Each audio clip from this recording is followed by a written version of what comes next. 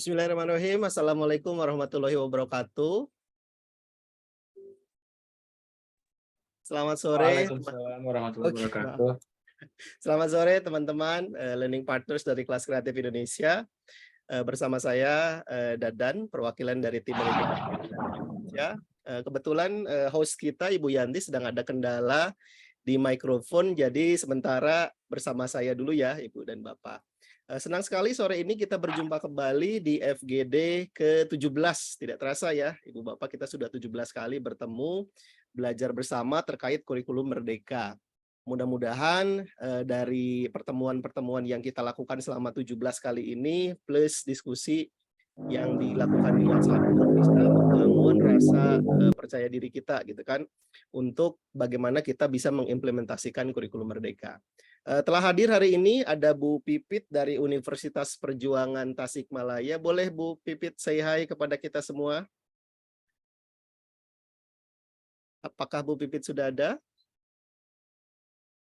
Oke, masih mute, tidak apa-apa. Kemudian ada pembicara berikutnya, Ibu Jenny, jauh-jauh dari Batang Anai, Sumatera Barat. Halo Bu Jenny, Assalamualaikum. Waalaikumsalam. Halo Pak Dadan. Halo Bapak Ibu Halo. semuanya. Ya, sehat-sehat Ibu Jenny?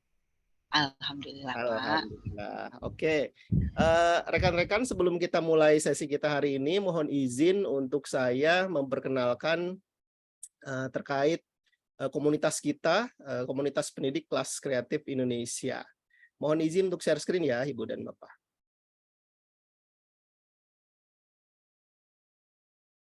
Sebentar.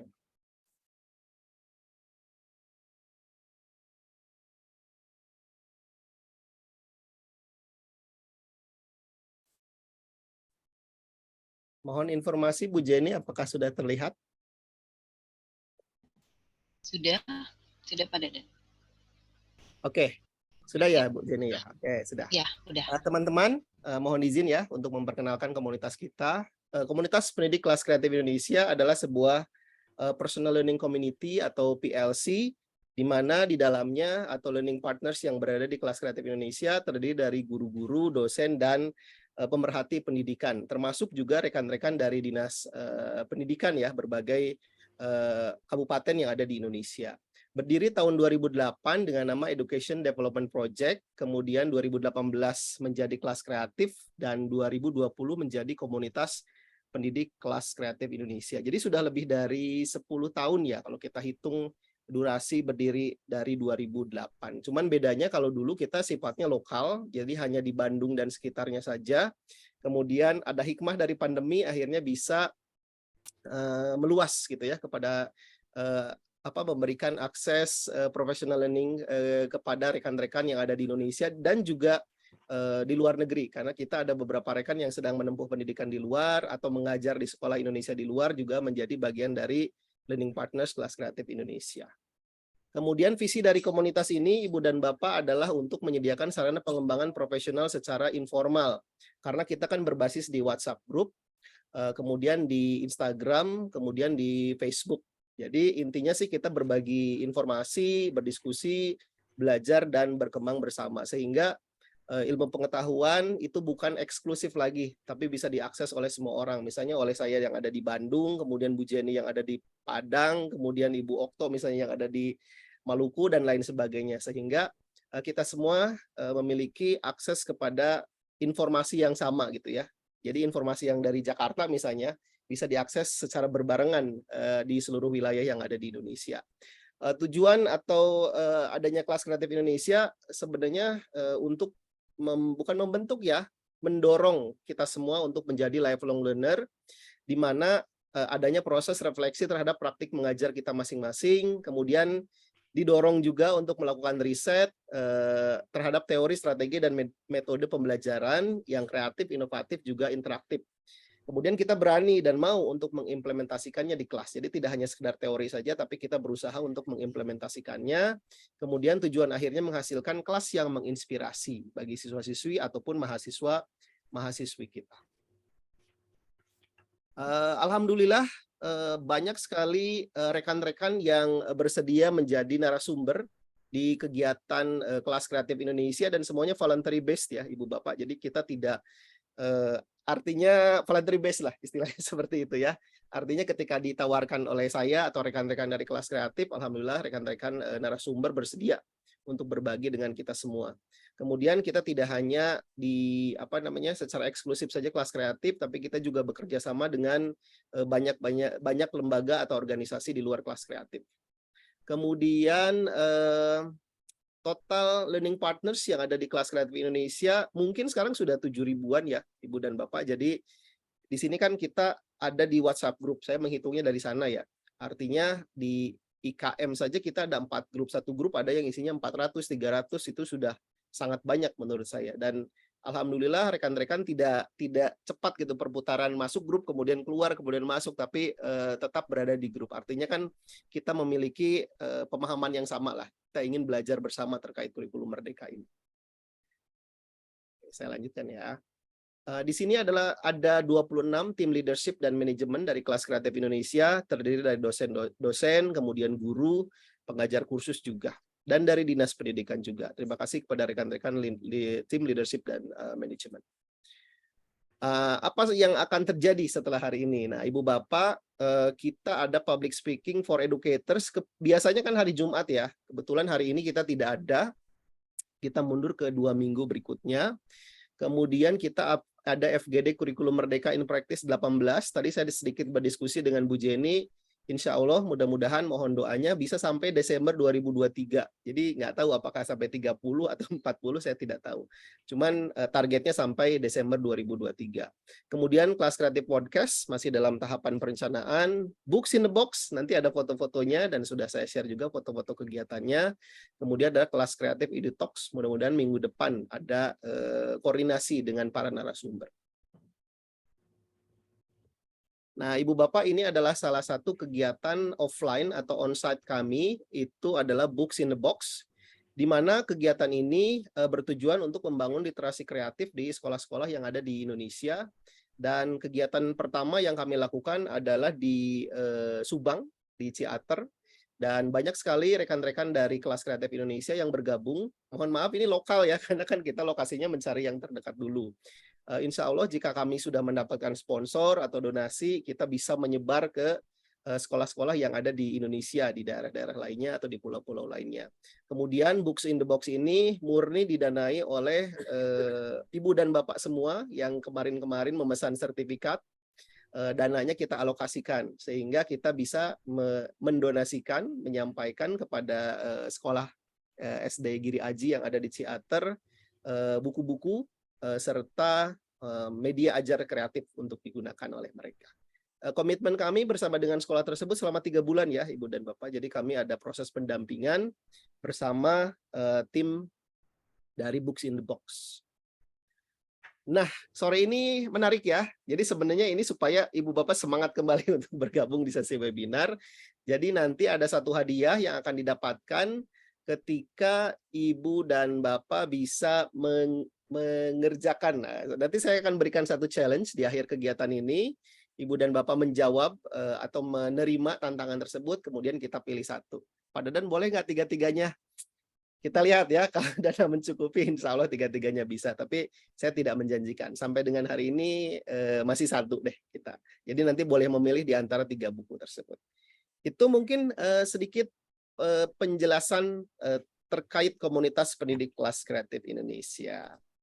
Oke, mohon izin untuk apakah Ibu Yantinya sudah ada? Sudah Pak Dadan hadir.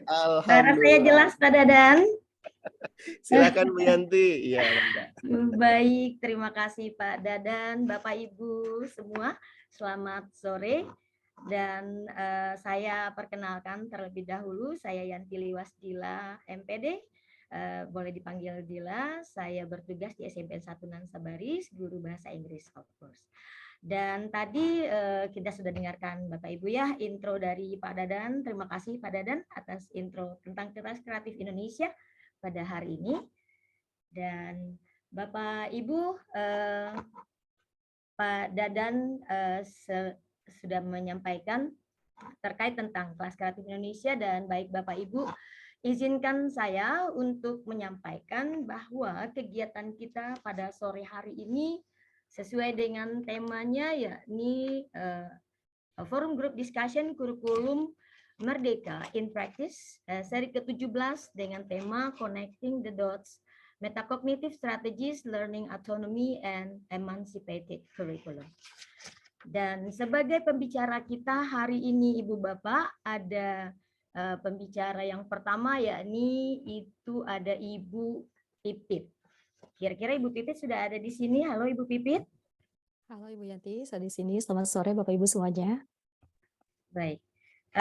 Dengan Bismillahirrahmanirrahim, saya akan menyampaikan terlebih dahulu bahwasanya pembicara kita yang pertama itu adalah Ibu Pipit Prihartanti Soeharto MA. Beliau bertugas di Universitas Perjuangan Tasikmalaya, Jawa Barat, dan bisa kita sampaikan bahwa pendidikan beliau menyelesaikan S1 di Universitas Pendidikan Indonesia di Bandung, Indonesia pada tahun 2003 sampai dengan 2008 dengan jurusan pendidikan bahasa Inggris. Lalu pendidikan beliau untuk S2 beliau tamatkan dari University of Warwick. Country-nya adalah di Inggris dari tahun 2015 sampai dengan 2016 dengan jurusan English Language Teaching with Specialism in English for Young Learners. Kemudian pendidikan beliau yang terakhir adalah S3 dari Universitas Pendidikan Indonesia dari Bandung, Indonesia, dan menyamakan tahun belajarnya dari tahun 2021 sampai dengan sekarang dengan jurusan pendidikan bahasa Inggris. Kemudian untuk riwayat pekerjaan atau profesi, beliau adalah Prodi Pendidikan Bahasa Inggris, dosen untuk Universitas Perjuangan Tasikmalaya sejak dari tahun 2017 sampai dengan sekarang. Dan pemateri kita yang kedua itu adalah Ibu Marjeni. Halo Ibu Marjeni. Halo Budila. Alhamdulillah. Halo Bapak Ibu semuanya. Ya. Baik, Ibu Marjeni, beliau adalah Marjeni MPD, Ibu Bapak. Beliau merupakan guru SMA N1 Batang Anai, Sumatera Barat. Pendidikan beliau dari S1 itu Universitas, dulunya Institut Keguruan dan Ilmu Pendidikan Padang, yang sekarang jadi Universitas Negeri Padang sejak tahun 1990 sampai dengan 1996. Kemudian pendidikan S2 beliau adalah pendidikan bahasa Inggris dari Universitas Negeri Padang tahun 2012 sampai dengan 2015. Beliau dilihat dari profesi atau riwayat pekerjaan merupakan pengajar praktik program guru penggerak angkatan 4 tahun 2021 sampai dengan tahun 2022. Dan beliau juga merupakan instruktur nasional guru pembelajar tahun 2016. Kemudian sejak tahun 2005 sampai dengan sekarang beliau merupakan guru bahasa Inggris di SMA N1 Batang Anai, Sumatera Barat. Dan kedua-duanya adalah sama-sama guru-guru hebat, Ibu Bapak, karena beliau juga termasuk dalam tim penulis buku. Kalau Ibu Marjeni penulis buku paket utama Mapel Pelajaran Bahasa Inggris Kurikulum Merdeka Kemendikbudristek tahun 2022. Itu untuk kelas 10 ya Bu Marjeni? Insya Allah kelas 12 Budila. Saya jadi malu nih, banyak tim penulis juga yang hadir hari ini. Iya, sama dengan Ibu Pipit, beliau juga merupakan tim penulis buku untuk mata pelajaran bahasa Inggris SMP kelas 9 dan buku panduan guru English for Nusantara. Begitu ya, Bu Pipit ya? Betul Ibu, dengan kelas 7 juga ya. Kelas 7 juga? Baik, kelas 7 dan kelas 9. Baik Ibu Bapak, untuk mempersingkat waktu, kita berikan kesempatan kepada Ibu Pipit sebagai pemateri yang pertama selama durasi 25 menit. Dan Ibu Bapak jangan khawatir, bisa menuliskan pertanyaan di kolom chat. dan juga nanti bisa raising hand karena kita punya session untuk Q&A pada akhir dari pemateri kita. Dengan kesempatan yang sebesar-besarnya kami berikan kepada Ibu Pipit. Dipersilakan Ibu Pipit. Terima kasih Ibu Yanti. Bismillahirrahmanirrahim. Assalamualaikum warahmatullahi wabarakatuh. Waalaikumsalam warahmatullahi wabarakatuh. Selamat sore Bapak Ibu semuanya. Selamat sore Bapak Dadan. Terima kasih atas undangannya. Selamat sore Ibu Marjeni. Kita akan tandem ya Bu ya sore ini. Kita akan belajar bersama-sama di sini. Saya gugup sebetulnya ya Bapak Ibu. Bismillah ya, mudah-mudahan lancar dalam 25 menit ke depan. Sebelumnya saya ingin bertanya dulu kepada Bapak Ibu. Nah, judulnya kan tadi ada connecting the dots gitu ya. Ada 3 hal yang ingin dibawa gitu di hari ini. Apakah Bapak Ibu cukup familiar dengan ketiga istilah tadi? Nah, nanti saya akan share screen untuk melihat judulnya. Dari skala 1 sampai 10, seberapa familiar Bapak Ibu semuanya dengan ketiga istilah yang akan saya tampilkan sekarang. Mudah-mudahan lancar. Silakan di kolom chat diketikkan angka saja dari 1 sampai 10 di skala berapakah Bapak Ibu merasa familiar dengan ketiga istilah ini, metacognitive strategies, kemudian ada learner autonomy, kemudian ada emancipated curriculum. Silahkan di kolom chat.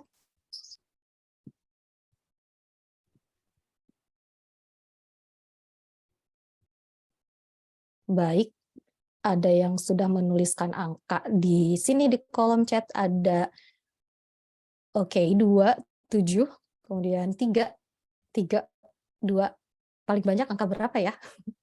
Saya menunggu ada angka 10 gitu ya. 3, 7. Oke, paling tinggi berarti di angka 7 ya. 2, 5. Ini seberapa familiar gitu ya Bapak Ibu kepada ketiga topik yang akan di-connect ya. 2, 3. Jadi rata-rata 2, 3, 5, 7 sementara mewakili yang paling tinggi seberapa familiar Bapak Ibu terhadap ketiga konsep tersebut. Baik, terima kasih atas ketikan angkanya di kolom chat. Inilah judul yang akan saya share, berbagi sore hari ini. Tapi di sini saya sama-sama belajar. Tadi Ibu Yati sudah menyebutkan pendidikan saya, tetapi belum tamat, masih belajar. Jadi ya kita belajar bersama-sama begitu Bapak Ibu. Judul yang akan dibawakan adalah Connecting the Dots, seperti Bapak Ibu dapat lihat di slide. Ini sebetulnya seperti barangkali Bapak Ibu berpikir ini judulnya memaksakan sekali. Ya, ini 3 hal besar, jadi tidak akan dalam satu persatu, tidak akan dibahas dalam. Jadi kita akan melihat sekelumit-sekelumitnya saja. Kemudian di akhir nanti saya akan menunjukkan sedikit contoh dari kelas SD seperti itu. Barangkali nanti Ibu Marjeni akan memberikan contoh-contoh dari aplikasi atau implementasi mengenai 3 konsep ini, kemudian nanti akan dikerucutkan di jenjang SMP dan SMA-nya, seperti itu. Nah, dari judul yang tadi, yang akan dikonekkan itu, akan dihubungkan, saya akan membreakdown-nya menjadi 4 ini, tetapi dibalik gitu ya, kalau tadi emancipated curriculum-nya di akhir, sekarang akan saya awali dengan itu, kemudian nanti diakhirinya dengan metacognitive strategies gitu. Nah, Bapak Ibu tentu saja sudah familiar dengan ini yang kita senasional, ya tidak semuanya, sebagian sekolah-sekolah di Indonesia menggunakan kurikulum ini gitu ya, emancipated curriculum atau dengan populernya disebut kurikulum merdeka. Saya mendapatkan rangkuman, masih belajar juga, jadi yang saya pelajari adalah ternyata kurikulum merdeka itu sedikit banyak ingin mengikuti apa yang diaplikasikan atau diimplementasikan di negara-negara maju seperti itu, dan di dalamnya juga skill atau keterampilan abad 21 pun di-promote seperti itu. Tujuannya untuk apa? Ya, untuk memberikan kesempatan kepada guru seperti itu, kebebasan tetapi bukan bebas di sini bukan menarik diri seperti itu, bukan, tetapi kebebasan untuk memilih yang paling relevan dengan konteks pembelajarannya seperti itu. Dan saya mendapatkan hasil penelitian dari inovasi seperti itu, partnership antara Indonesia dan Australia, bahwa katanya kurikulum Merdeka itu diimplementasikan untuk mengatasi permasalahan learning loss di Indonesia. Saya berpikir, oke, kemudian bagaimana gitu, kenapa terjadi learning loss dan bagaimana membantunya begitu. Barangkali siswa-siswa yang kita sebut di kelas itu pintar dalam konteks pembelajaran bahasa Inggris, ya lebih tepatnya disebut successful language learners ataupun good language learners, tentu saja mereka tidak terlalu mengalami learning loss. Tugas kita adalah membantu siswa-siswa yang mengalami learning loss tersebut, yang struggling di kelas seperti itu, untuk bisa catching up dengan orang-orang, dengan siswa-siswa yang sudah termasuk successful language learners seperti itu. Kembali lagi ke emancipated curriculum. Emancipated di sini, freedom di sini berarti kita para pendidik, pengajar memiliki waktu yang lebih banyak untuk mempersiapkan dan mengevaluasi proses pembelajaran sendiri. Ya, persiapan itu sangat panjang seperti itu, sangat memakan waktu lama sekali. Jadi untuk mempersiapkan satu sesi kelas saja bisa saja setengah hari membuat, ataupun bahkan full dari siang sampai malam membuat planning a lesson planning, bukan membuat lesson plan-nya, RPP-nya, tetapi planning the lesson-nya, the whole lesson-nya seperti itu. Nah, itu tentang emancipated curriculum. Kita konekkan konsep yang tadi dengan learner autonomy, kemudian nanti dengan metacognitive strategies. Hubungannya apa sih? Jangan-jangan tidak ada hubungan gitu ya, ataupun hubungannya ada tetapi tanpa status, jangan-jangan seperti itu ya. Baik, kita ke konsep yang kedua tentang learner autonomy. Tadi barangkali Bapak Ibu melihat di structure of this presentation ada learning to learn dan learner autonomy.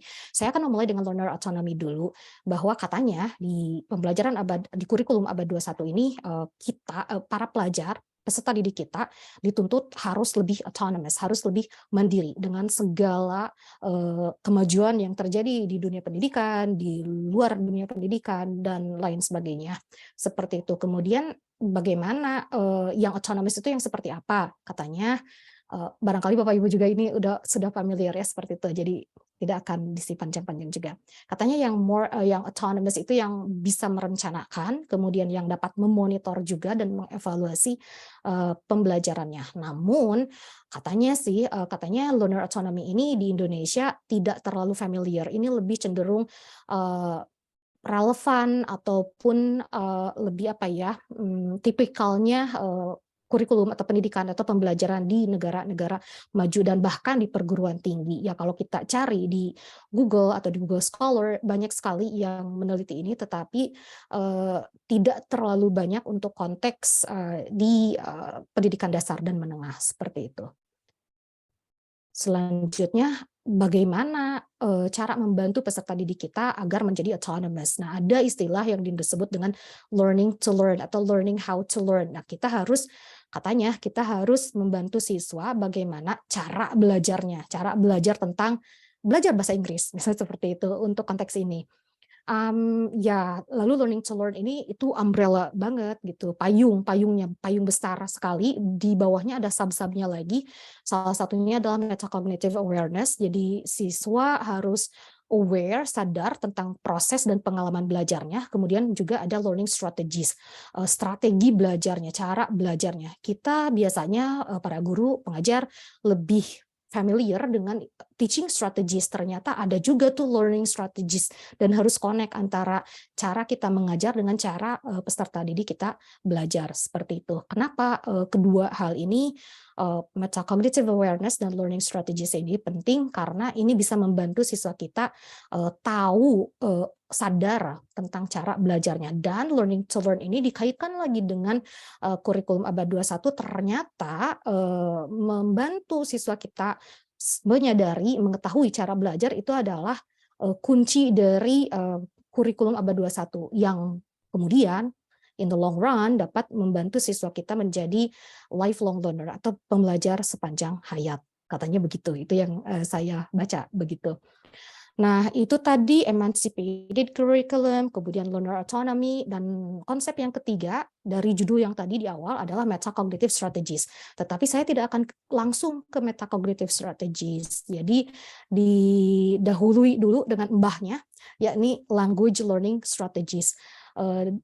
Nah, ini pasti ini sudah di S1 juga barangkali kita sudah melihat taksonomi seperti ini. Ternyata strategi belajar bahasa dalam hal ini terutama setidaknya ada 6 menurut Oxford, dan metacognitive strategies itu ada di indirect strategies, jadi yang tidak langsung strateginya. Kenapa indirect? Ya tidak, yang biasa kita lakukan di dalam kelas itu lebih ke cognitive strategies, tetapi metacognitive strategies jika dikombin dengan direct strategies itu bisa lebih powerful. Siswa lebih reflektif, siswa lebih aware tentang cara belajarnya, katanya demikian. Kalau misalnya di kelas kita suka bertanya how did you feel atau how did you feel about today's lesson, kita suka mengiranya oke, itu adalah refleksi, itu adalah metacognitive strategies. Well, kalau melihat taksonomi ini itu lebih cenderungnya masuk ke affective strategies. Penting juga sih, hanya saja katanya metacognitive strategies itu tidak terlalu diimplementasikan di dalam kelas. Alasannya klasik sih, katanya biasanya sih ya karena tidak disuggest oleh kurikulum juga. Betul, kalau kita membaca dokumen kurikulum tidak jelas di sana, tidak secara eksplisit di sana disebutkan seperti itu. Dan kita juga biasanya di dalam kelas lebih mengejar materi, begitu kan. Jadinya udahlah ini mah nanti aja seperti itu. Tetapi dengan adanya kurikulum merdeka, harapannya oke, materinya bisa kita sederhanakan. Lalu yang ini, misalnya metacognitive strategies, bisa kita perkenalkan kepada siswa, bisa kita latihkan kepada siswa, begitu. Tapi sebelum saya lanjut, Bapak Ibu, konsep-konsep ini harapannya sih tidak membebani kita semua, Bapak Ibu di sini. Aduh, ini level apa lagi gitu, nanti tambah ribet dong di modul ajar saya. Tidak perlu ini dijembrengkan di modul ajar Bapak Ibu, di lesson plan Bapak Ibu, tidak ada. Tidak perlu seperti itu, asal ada fondasinya saja seperti itu. Begitu yang saya pelajari begitu. Nah, berkaitan dengan yang tadi juga, jadi berkaitan dengan learning how to learn, language learning strategies juga di sini tentang apa? Tentang how well students learn, seperti itu. Dan kalau kita memperkenalkan ini kepada siswa, terutama mengkombinasikan kognitif strategi kognitifnya dengan strategi metakognitifnya, maka learner autonomy itu dapat lebih tersupport seperti itu. Siswa kita, peserta didik kita dapat lebih autonomous, mandiri, katanya seperti itu. Mengcombine kognitif dengan metakognitif itu seperti apa? Yang biasa kita lakukan di dalam kelas, misalnya ada speaking performance lah, atau ada any language activities, itu masuknya lebih ke cognitive strategies seperti itu. Nah, kalau metacognitive strategies seperti apa? Nanti saya sedikit tunjukkan di akhir contoh nyata. Oke, kita ke sini dulu. Tadi language learning strategies, mbahnya si metacognitive strategies. Saya cari-cari di dokumen kurikulum Merdeka sekarang, di mana ya gitu ya metacognitive strategies, karena sangat ingin connecting ya, khawatir saya dianggap terlalu memaksakan judul ini ya, judul presentasi hari ini seperti itu. Saya menemukannya hanya di sini di buku, di file PDF panduan pembelajaran dan assessment yang pada dan share nih di grup IKM kalau tidak salah. Jadi kalau Bapak Ibu tergabung dengan grup IKM dan sempat membaca PDF ini tentang assessment, pasti menemukan ini juga. Jadi memang tidak ada si metacognitive strategies itu secara eksplisit disebutkan di dalam kurikulum kita, tetapi saya menemukan taksonomi Marzano. Sebelumnya saya tidak tahu tentang taksonomi Marzano, taunya ya belum aja seperti itu. Ternyata ada ya taksonomi Marzano seperti itu. Dan di situ disebutkan bahwa ada metakognisinya. Dari sana tuh mbahnya lagi ada metakognisi. Setiap ada kata meta seperti ownernya Facebook itu meta. Kalau saya lebih mudahnya mengartikannya meta itu beyond gitu. Jadi di sini tuh metakognisi itu katanya thinking about thinking, atau kalau dalam hal ini lebih kepada thinking about learning. Jadi kita mengajak siswa memikirkan cara belajarnya seperti itu. Ini abstrak sekali, betul sekali. How begitu ya kita memperkenalkannya di dalam kelas. Nanti barangkali Ibu Marjani akan lebih masuk ya ke dalam how-nya gitu. Nah, tadi kan thinking about learning seperti itu ya, thinking and reflecting about learning. Ada nih ditambahkan kata reflecting, kata Ellis dan Ibrahim 2015 gitu. Kenapa ada reflecting di sini? Karena untuk mengajarkan metacognitive strategies, learning how to learn juga perlu kerangka reflektif. Disebutnya plan, do, review. Bapak Ibu yang sudah pernah membuat atau melakukan classroom action research, penelitian tindakan kelas, pasti familiar juga dengan framework ini yang muter-muter begitu ya. Begitu, plan, do, review. Jadi kita mengajar dengan kerangka plan, do, review, kemudian siswa kita belajar dengan kerangka plan, do, review juga. Clear? Ya. Jadi kayak it's like cycle within cycle. Jadilah reflektif. Muridnya reflektif, gurunya juga reflektif. Lama? Ya. Melelahkan mengajar seperti itu tuh ya. Begitu. Tetapi harapannya mungkin ini tidak dapat kita petik setahun 2 tahun, bisa jadi 10, 20, 30 tahun kemudian. Yang saya dapatkan inspirasinya juga karena mengamati kelas-kelas di luar seperti itu. Kok begini ya ngajarnya, kok begitu ya, kok beda dengan di kita. Ternyata ada benang merahnya. Hal-hal seperti ini yang mereka lebih promote gitu ya di dalam kelas. Nah, tadi sudah selesai nih konsep-konsepnya dari emancipated curriculum, kemudian ada learner autonomy, kemudian ada metacognitive strategies. Kalau kita kerucutkan lagi, nah ternyata kembali lagi ke sini gitu ya, kembali lagi kepada konsep yang sering kita di mana-mana biasanya refleksi dulu dong, nah gitu ya, reflection. Jadi inilah key-nya begitu ya untuk bisa menghubungkan semua itu dengan apa, dan agar siswa autonomous, agar siswa menjadi lifelong learners, agar siswa juga bisa survive di abad 21. Dan kita ngajarnya relevan dengan kebutuhan abad sekarang, dengan kurikulum merdeka, ternyata kita harus mempromosikan, meningkatkan reflection ini, seperti itu. Seperti apa reflection ini? Nah, baik. Kalau saya mengambil ini bentuk atau kerangka lesson plan-nya seperti ini. Jadi sebelah kiri itu ada plan, do, review. Itu kerangka kita mengajar dengan planning, dengan doing, dengan reviewing. Dan ketika di dalam dan ketika siswa belajar pun nanti ada lagi plan, do more bahkan, dan review lagi. Jadi ada 2 cycle, plan do review yang besar, kemudian ada plan do review yang lebih kecil. Kenapa di sini ada do more? Itu jika dalam satu kali ngajar itu ada beberapa activity, tidak ada satu atau tidak hanya satu activity saja begitu. Ketika planning, apa nih yang bisa kita implementasikan di dalam kelas? Itu bisa kita sampaikan kepada siswa aim of the lesson secara eksplisit. Kalau di kelas di Jepang, aim of the lesson itu benar-benar dijembrengin besar sepanjang papan tulis bagian atasnya. Panjang sekali dari ujung ke ujung, seperti itu. Itu aim of the lesson-nya. Jadi setelah brainstorming atau warming up itu, lalu aim of the lesson-nya itu diperkenalkan kepada siswa. Nah, ada lagi selain aim of the lesson, ada lagi dengan istilah success criteria. Success criteria ini ya kriteria sukses seperti itu.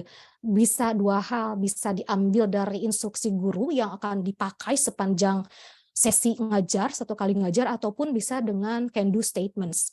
Kalau di SD di Inggris, itu si success criteria, aim of the lesson ini di print out secari kertas, di slip of paper seperti itu, di secari kertas, kemudian siswa sambil belajar menyimak guru sambil checklist kertas yang berisi success criteria-nya.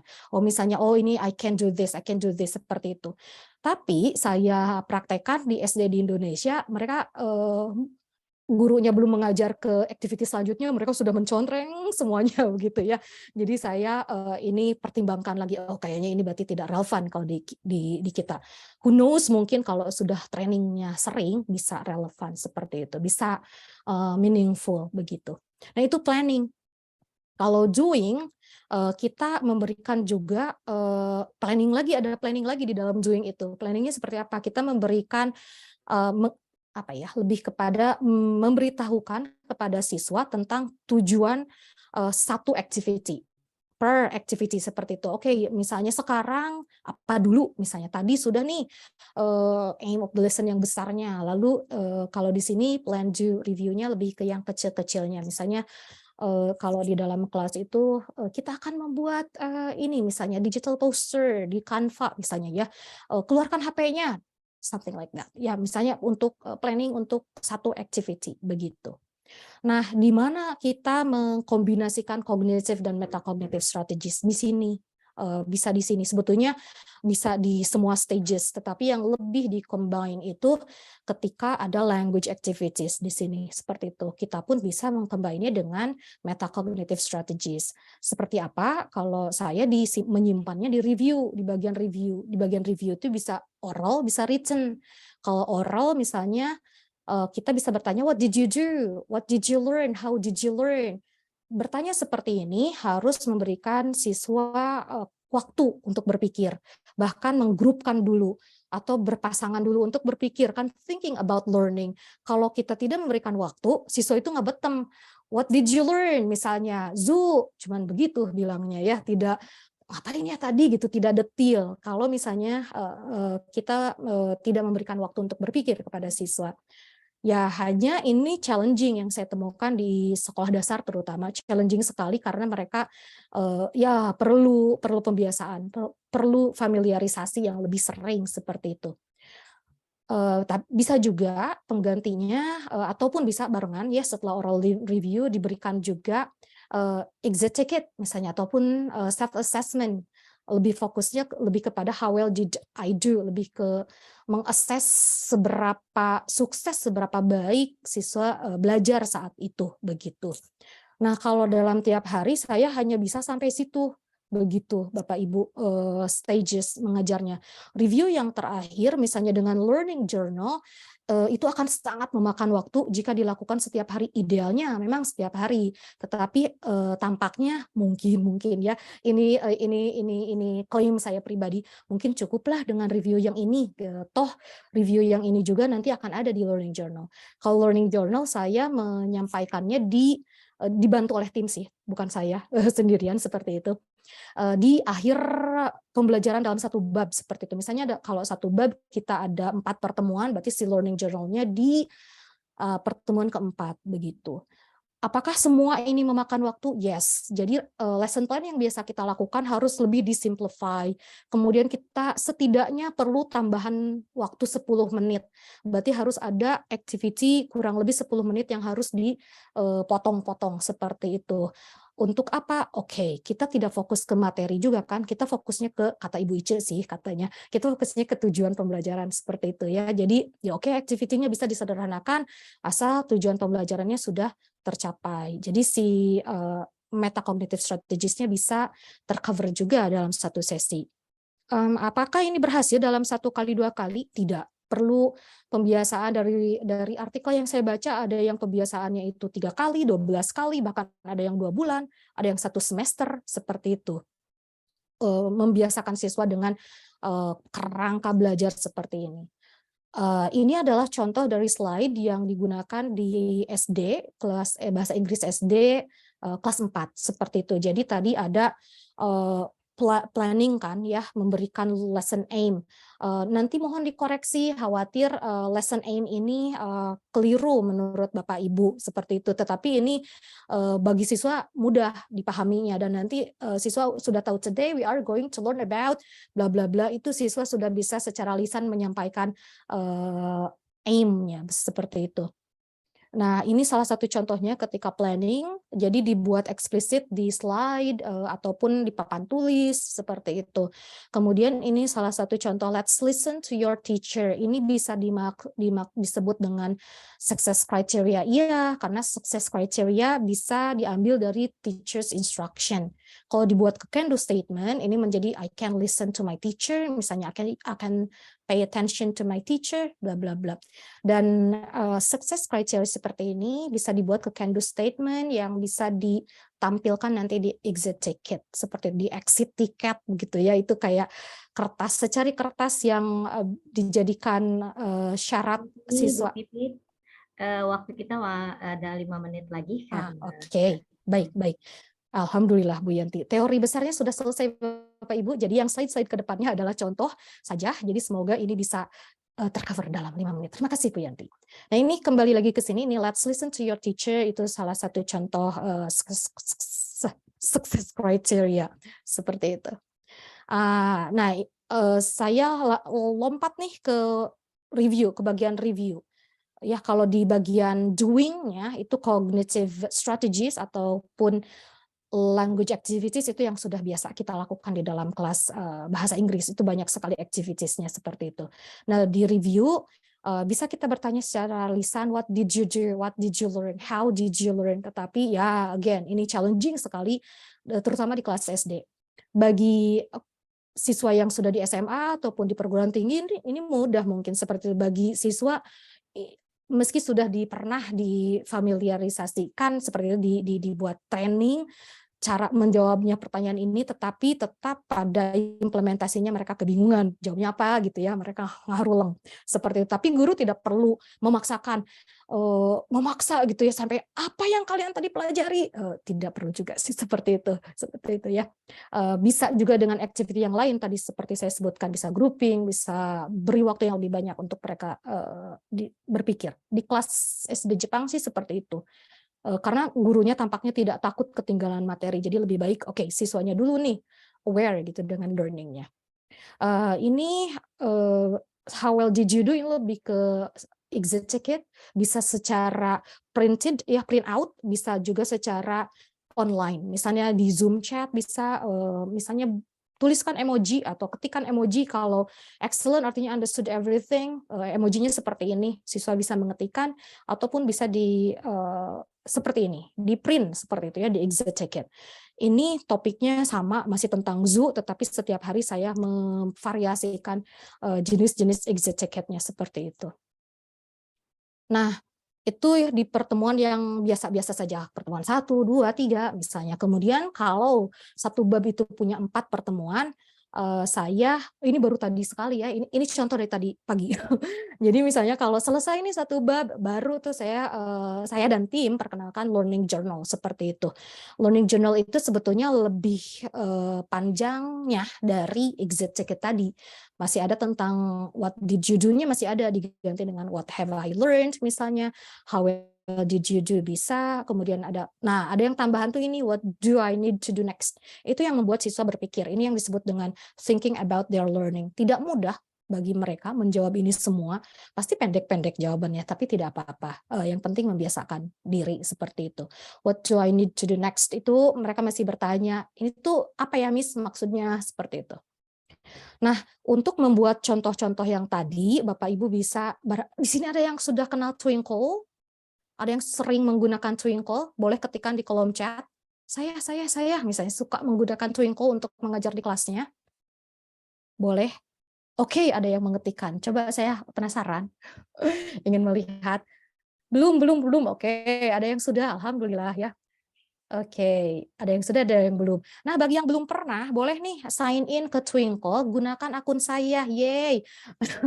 Gunakan akun saya, ini email saya, P-nya 2, hati-hati ya, prihartanti@gmail.com. Tapi saya bukan BA-nya Twinkle, really, bukan ya, saya tidak dibayar oleh Twinkle.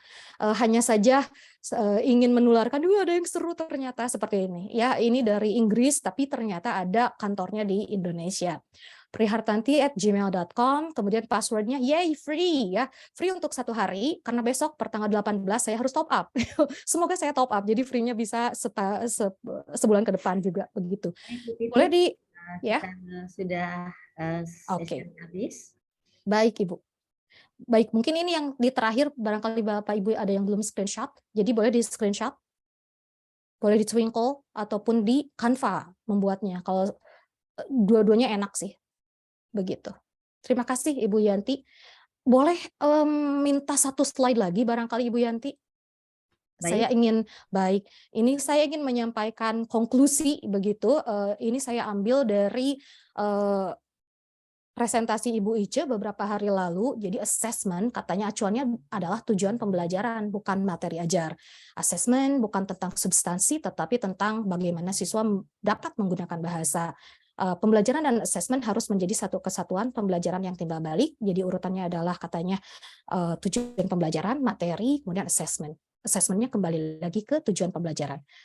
Kemudian terakhir ini saja, barangkali ada yang ingin menangkap layarnya, referensi yang banyak saya gunakan untuk contoh-contoh tadi, inspirasi tadi, dan juga untuk reflection di buku IFN, English for Nusantara, kelas 7 dan 9 adalah dari buku-buku di sini. Ya, boleh di screenshot.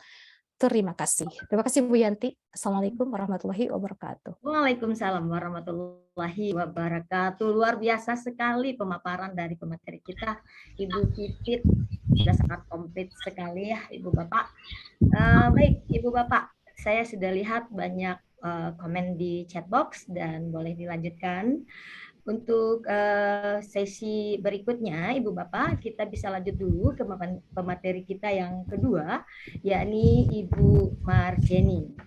Ibu Marjeni dari SMA N1 Batang Anai, dipersilahkan kepada Ibu Marjeni, waktunya 25 menit dari sekarang. Oke, terima kasih Bu Dila. Apakah sudah kelihatan Bu Dila?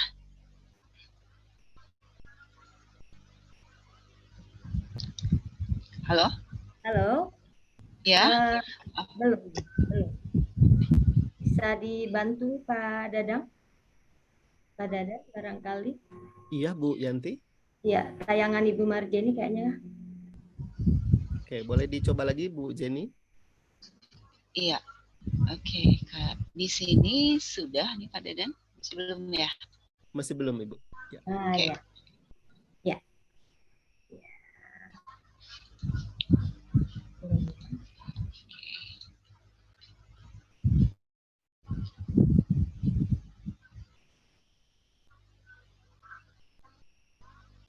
Baik, kelihatan Bu Marjeni Ya. screen sharing-nya, silakan. Ya, oke. Baik. Oke, bismillahirrahmanirrahim. Baiklah Bapak Ibu semuanya, saya sendiri betul-betul terkesima ya dengan paparannya Ibu Pipit barusan. Ini betul-betul membuka mata kita. Jadi dari topik refleksi yang dilakukan di kelas, khususnya di kelas bahasa Inggris, itu pembahasannya bisa begitu lengkap ya, begitu paripurna ya, Pak Dadan, Bu Dila, dan Bapak Ibu semuanya. Oke, saya sendiri juga sangat tercerahkan saat ini. Baik, Bapak Ibu semuanya, baiklah saya akan mencoba mengimplementasikan apa yang disampaikan oleh Bu Pipit tadi, khususnya di kelas bahasa Inggris yang saya ajar. Nah, saya seperti disampaikan oleh moderator tadi, saya mengajar di SMA Negeri 1 Batanganai, Kabupaten Padang Pariaman, Sumatera Barat. Jadi sore ini betul-betul Midwest ya Pak Dadan, Jawa Barat ketemu dengan Sumatera Barat. Oke, baiklah Bapak Ibu semuanya. Pertama saya ingin berbagi sedikit apa yang sudah saya lakukan di kelas saya terkait dengan refleksi, terkait dengan satu stage yang dianggap cukup penting dalam pembelajaran, khususnya pada kurikulum Merdeka. Nah, apa yang saya lakukan di kelas saya, mungkin saja Bapak Ibu sudah melakukan malahan lebih, tapi mungkin saya mencoba untuk berbagi, termasuk juga materinya atau referensinya saya ambil dari buku Kurikulum Merdeka yang kami tulis bersama. Jadi saya alhamdulillah bersyukur sekali mendapatkan kesempatan untuk belajar bersama tim hebat penulis buku Kurikulum Merdeka di sini. Ada ketua tim saya juga, saya lihat ada di layar. Baik, mohon izin untuk menyampaikan materi. Oke. Nah, berbicara masalah refleksi, kita perlu mengetahui dulu dengan pasti siapa yang harus melakukan refleksi. Nah, pada dasarnya refleksi itu memang dilakukan oleh peserta didik atau siswa, atau katakanlah kalau Bu Pipit mungkin mahasiswa beliau karena beliau mengajar di perguruan tinggi. Oke, refleksi yang dilakukan oleh peserta didik itu diharapkan feedback-nya bisa ditangkap, bisa dimanfaatkan, bisa diimplementasikan oleh guru di kelas untuk memperbaiki pembelajarannya di waktu yang akan datang. Nah, jadi kesan terkesan memang dilakukan oleh peserta didik, tapi manfaatnya besar sekali bagi kita sebagai guru, Bapak Ibu. Jadi kita bisa melihat khawatirnya nanti kita merasa sudah memberikan pembelajaran sesuai dengan lesson plan, tapi ternyata pemahaman peserta didik kita terhadap materi atau konten yang kita berikan belum sepenuhnya. Ketika kita tidak mencoba melakukan refleksi seperti ini, itu rasanya akan tidak balance ya bagi siswa kita. Jadi khawatirnya, oh saya sudah mengajarkan ini kepada peserta didik sesuai dengan materi ini, tapi ketika kita tidak melakukan refleksi, nah hal itu saya anggap berbahaya sekali. Oke, baik. Tadi sebenarnya Bu Pipit sudah menyampaikan kepada kita beberapa kegiatan refleksi. Nah, saya akan mencoba melengkapinya, memaparkan juga sedikit kegiatan refleksi yang saya lakukan di kelas saya. Ada beberapa kegiatan yang bisa kita diskusikan bersama nanti ya Bapak Ibu. Oke, yang pertama ini tadi juga sudah sepertinya. Nah, bagaimana siswa menjawab pertanyaan-pertanyaan setelah pembelajaran, setelah selesai Bu satu unit Jenny, atau maaf, satu. slide-nya belum berpindah, Ibu. Oh ya. Belum full screen. Nah, sudah. Sebentar, Pak Dadan. Sudah, Pak Dadan? Sudah, answering question orally ya, Bu? Ya, betul. Ya. Oke. Yep. Boleh di full screen kan, Bu? Maaf. Di slide show baik, kan? Pak Dadan. Ya. Sudah, Pak Dadan? Masih belum.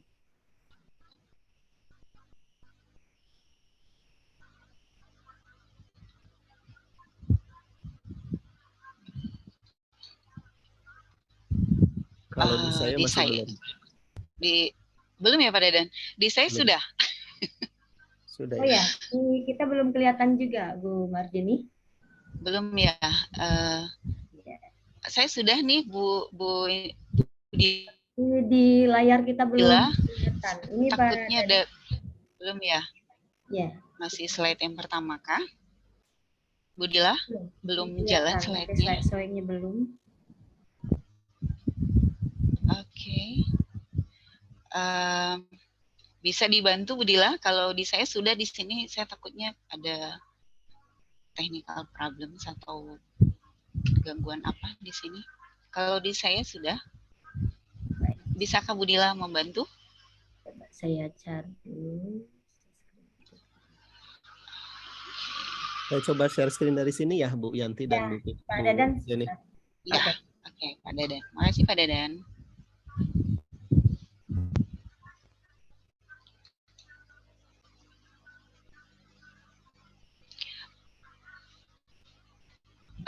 Itu ada komentar dari Bu Ati. Di saya slide 5 kata beliau. Berarti jalan.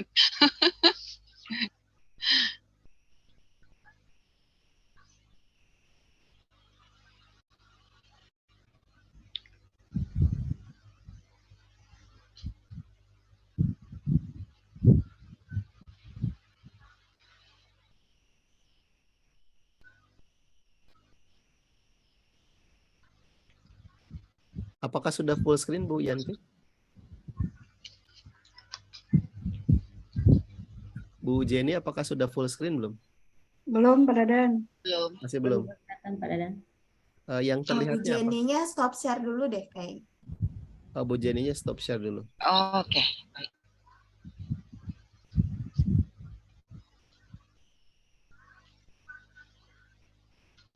Sudah keluarkah? Ya. Saya coba lagi ya. Ya, saya sudah stop sharing. Apakah sudah muncul? Yap, sudah ada. Oke, alhamdulillah. Ya, terima kasih Pak Dadan. Oke. Nah, oke. Baik, ini mungkin beberapa kegiatan yang sudah pernah dilakukan dan beberapa dari buku juga yang kami tulis bersama, tapi mohon maaf ini karena bukunya belum launching, jadi saya mengambil intinya saja, Bapak Ibu semuanya. Ini ketika kita mengadakan kita melakukan refleksi di kelas dengan bertanya kepada siswa secara oral. Jadi pertanyaannya bisa saja dijawab oleh siswa tertentu, tapi pada akhirnya nanti kita perlu juga melakukannya secara klasikal untuk mencek pemahamannya dan mengambil kesimpulan.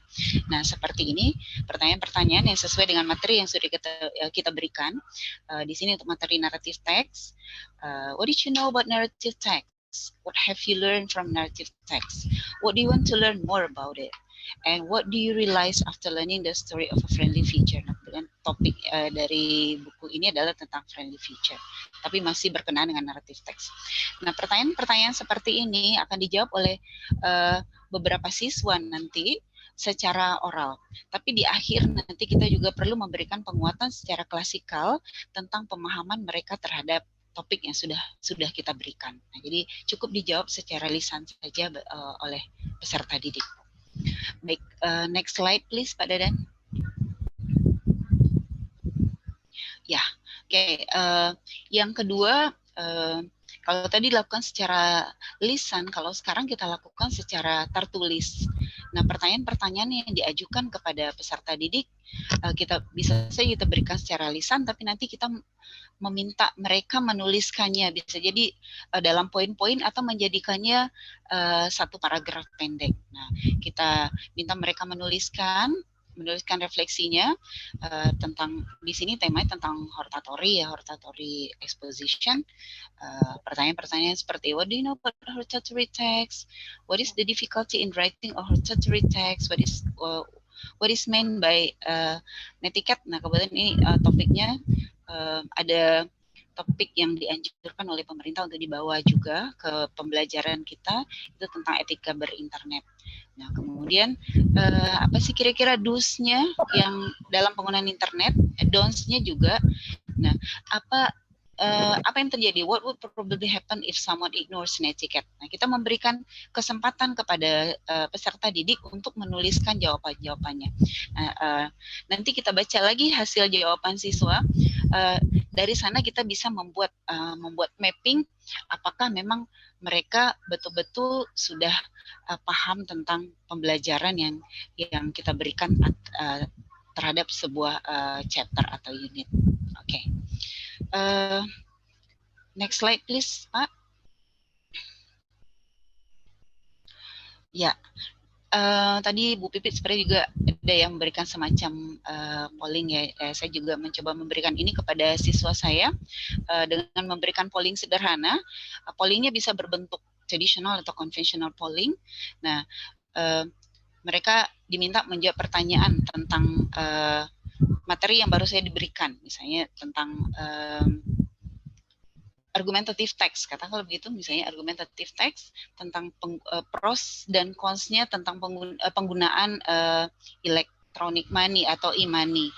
Nah, topik-topik seperti ini yang sekarang diharapkan untuk bisa dibelajarkan pada siswa, karena seperti Bu Pipit bilang tadi, kita perlu membuat siswa kita lebih aware lagi untuk membuat mereka mempunyai semacam metacognitive skill, kira-kira apa yang bisa dipelajari, latihan seperti apa yang bisa mereka lakukan setelah mempelajari unit ini, atau kira-kira bentuk seperti apa yang diharapkan dari siswa. Nah, pertanyaan seperti what are the pros and cons of using e-money? In what situation will you use it? When do you think is the best not to use it? Kemudian what is the benefit? Kira-kira keuntungannya apa sih mempelajari bagian ini, mempelajari chapter ini, mempelajari argumentatif ini. Nah, di pertanyaan nomor 4 ini mungkin lebih relate ke kehidupannya sehari-hari. Jadi kita sebagai guru, saya rasa Bapak Ibu juga mungkin sependapat, kita perlu membelajarkannya, bukan hanya konten, tapi apa sih gunanya konten ini bagi kehidupan mereka sehari-hari. Nah, itu kita berikan dalam bentuk polling. Polling juga bisa kita berikan dalam bentuk tools. Yang pernah saya coba di sini adalah menggunakan Polly. Jadi di WhatsApp juga ada polling seperti itu. Bisa kita berikan polling sederhana kepada siswa, kemudian mereka menjawabnya atau dengan menggunakan Mentimeter. Nanti jawaban terbanyak yang kita anggap mewakili pemahaman atau understanding siswa dalam memahami materi yang kita berikan. Nah tadi Bu Pipit juga twinkle tadi ya Bu ya, mungkin referensi juga bagi kita semua. Oke, berikutnya Pak Dadan. Ya, nah ini juga menggunakan emoji atau emoticon. Nah saya sebenarnya cukup tertarik untuk menggunakan emoticon ini karena ketika di waktu pandemi beberapa siswa memberikan, ketika saya bertanya kepada mereka, what have you studied today? What have you got from the lesson today? Mereka memberikan, ada beberapa siswa yang menjawabnya dengan menggunakan berbagai macam emoji. Nah dari situ saya juga berpikir untuk menggunakan emoticon atau emoji ini sebagai tools untuk melakukan refleksi. Ya mungkin sekedar informasi, saya juga sudah menuliskan emoticon ini sebagai media untuk berefleksi dalam sebuah tulisan Bapak Ibu. Oke, nah tadi juga Bu Pipit sudah menyampaikan model-model emojinya. Nah kita sederhanakan saja menjadi 3 jenis di sini. Ada emoji yang smiley emoticon atau happy emoji. Ada yang flat, ada yang emojinya atau emoticonnya masih menggambarkan wajah yang kurang puas atau unsatisfaction. Nah, khusus untuk siswa yang memberikan emoticon dengan 2 jenis emoji ini, yang flat dan yang masih menunjukkan wajah cemberutnya, nah kita bisa merevisi bagian ini untuk pembelajaran selanjutnya. Jadi, kenapa siswa saya kok memberikan emoji seperti ini? Nah, berarti ada hal yang perlu saya perbaiki, ada hal kedepannya lagi yang perlu saya revisi dari pembelajaran ini. Mungkin metodenya mungkin bagi mereka kurang menarik, atau mungkin terlalu boring atau apa. Nah, tapi ketika siswa memberikan smiley emoji, itu berarti mereka sudah cukup memahami pembelajaran yang kita berikan saat itu.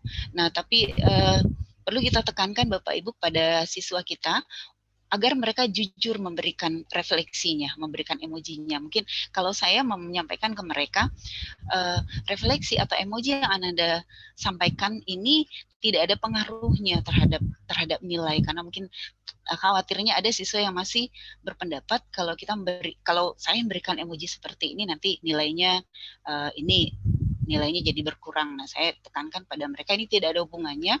Ini betul-betul Anda boleh menjawabnya dengan jujur, sampaikan apa adanya agar Mem juga sebagai guru, saya sebagai guru bisa merefleksi juga, bisa memperbaikinya nanti. Saya takutnya kita sudah beranggapan mereka paham, tapi ternyata kenyataannya sebaliknya. Nah, alhamdulillah ini cukup works well in my classroom, penggunaan emoji atau emoticon ini Bapak Ibu. Baik Pak Dadan, modelnya nanti bisa kita sesuaikan saja Bapak Ibu ya. Oke.